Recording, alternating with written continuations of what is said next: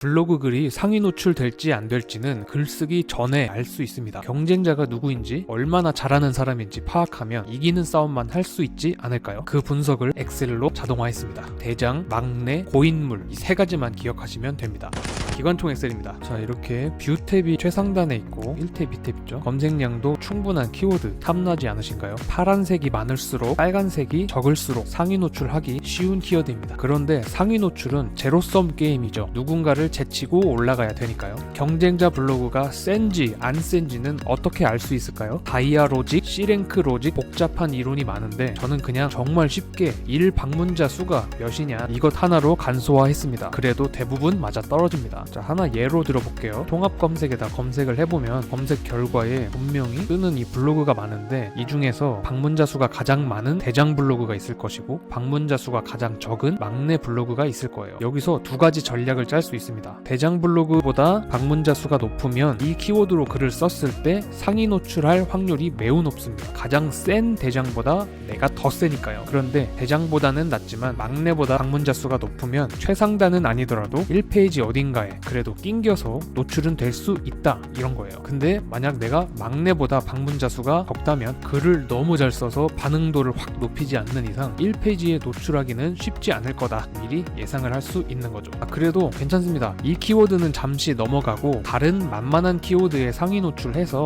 1방문자를 야금야금 높인 다음에 다시 큰데 도전하면 되니까요. 자, 대장, 막내, 고인물 세 가지를 했었는데 제가 이 방문자 옆에 이 발행일까지 뒀어요. 이 숫자는 오늘 기준으로 며칠 전에 발행된 글인지를 보여줍니다. 그러니까 여기 10이면은 10일 전에 발행된 글인 거죠. 50이면은 한 달, 두 달 정도 된 글인 거고 120이면 4달 이렇게 되는 거죠. 기간이 오래될수록 파란색이 진해집니다. 방문자는 작을수록 진해지는 거고요. 날짜를 왜 넣었을까요? 피해야 할 키워드가 있거든요. 예를 들어 볼게요. 자, 전체 글의 발행일 평균을 또 이렇게 정리를 해놨어요. 근데 발행일 평균이 10일인 키워드가 있다고 찔게요. 자, 이렇게 컴퓨터 활용이라고 했을 때 여기에 노출된 글은 7일 전, 5일 전 발행된 일수가 굉장히 낮은 거를 볼 수 있죠. 내가 대장과 막내를 제치고 일단 상위 노출을 어떻게든 했다라고 칠게요. 근데 이런 키워드는 다른 사람이 또 도전해서 내려오고 또 도전해서 내려오고 진흙탕 싸움을 하게 되는 키워드인 거예요. 최신 글일수록 가산점을 받아서 상위로 올라가기 쉽기 때문에 글 쓰는 사람이 너무 많으면은 잡아도 그렇게 큰 의미가 없어진다라고 볼 수 있어요. 반짝 올라갔다가 다시 내려갑니다. 특수한 목표가 있지 않은 이상 추천드리지 않는 키워드예요. 그럼 어떤 키워드가 좋을까요? 보시면 이렇게 전체 발행일 평균이 거의 1년이 넘죠. 보시면은 이렇게 한 달 이상, 몇 개월 이상 된 발행일이 엄청 늦은 오래된 키워드일수록 아주 좋은 키워드예요. 한번 글을 써놓으면은 큰 경쟁 없이 트래픽 샤워를 받게 되니까요.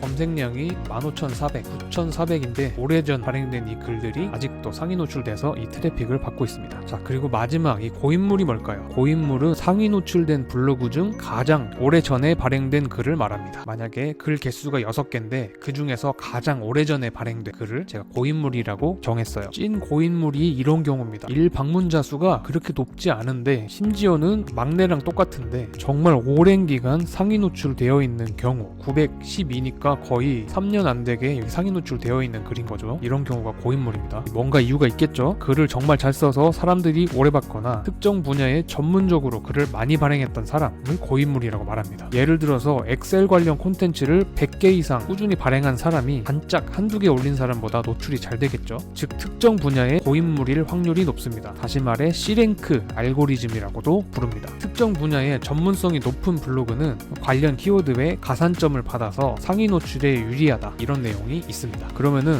내 블로그는 내가 어떤 내용을 많이 써왔는지 감안해서 이 고인물보다 내가 더 고인물인 것 같다. 그렇다면 도전하시면 됩니다. 다시 정리해 보겠습니다. 상위 노출을 하기 위해서는 경쟁자를 분석해야 됩니다. 경쟁자는 크게 세 가지. 1방문자가 가장 높은 대장, 가장 낮은 막내, 가장 오래전에 발행된 고인물이 있었습니다. 이 사람이 센지 안 센지는 1방문자로 파악했고 날짜까지 고려해서 키워드를 잡을지 말지 판단했습니다. 만약 내가 잡기 버거워 보인다면 좀 더 만만해 보이는 키워드에서 대장이 되시고 다시 도전하는 식으로 가시면 됩니다. 사용법까지 간단하게 알려드릴게요.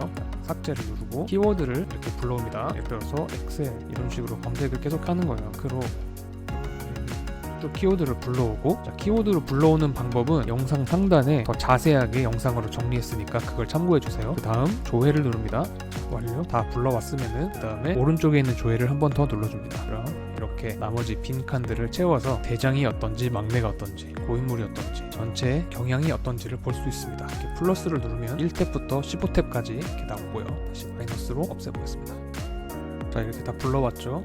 그럼 여기서 뭐 클릭수 좀 더 자세하게 보려면 플러스, 탭에서도 플러스 볼 수 있고요. 대장, 막내, 고인물 볼 수 있습니다. 그리고 이 하이라이트 기준을 바꿀 수 있는데 내가 하루에 1000명 정도 들어오는 블로그다라면은 이 기준을 1000으로 넣어도 됩니다. 1000으로 넣으면 이렇게 하이라이트가 좀 더 바뀌는 걸 볼 수 있습니다. 좀 더 빡세게 5000으로 넣어볼게요. 그러면은 좀 더 파래지는 걸 볼 수 있습니다. 네, 내가 초보라면은 500 정도 넣는 걸 추천드립니다. 너무 완전 초보라면은 100 정도 넣는 걸 추천드립니다. 파란색을 잡으면 되는 거예요. 발행일 기준도 바꿀 수 있는데요. 500으로 하면은 좀 더 파래지는 걸 볼 수 있습니다. 저는 1000으로 놓을게요. 자, 이걸 좀 더 자세히 확인하고 싶다 그러면은 이거를 복사해서 두 번째 탭 여기 상세 분석으로 갑니다. 여기서 키워드를 입력하시고 조회를 눌러주시면 뷰 탭 검색 결과 기준 어떤 블로그가 있는지를 불러오게 됩니다. 이렇게 블로그 순위도 나오죠. 섹션이 어딘지도 나오고 방문자와 발행일 동일하게 나옵니다. 불러올 글의 개수랑 블로그 아이디까지 넣으면은 하이라이트가 되는데요. 이걸로 예를 들어볼게요.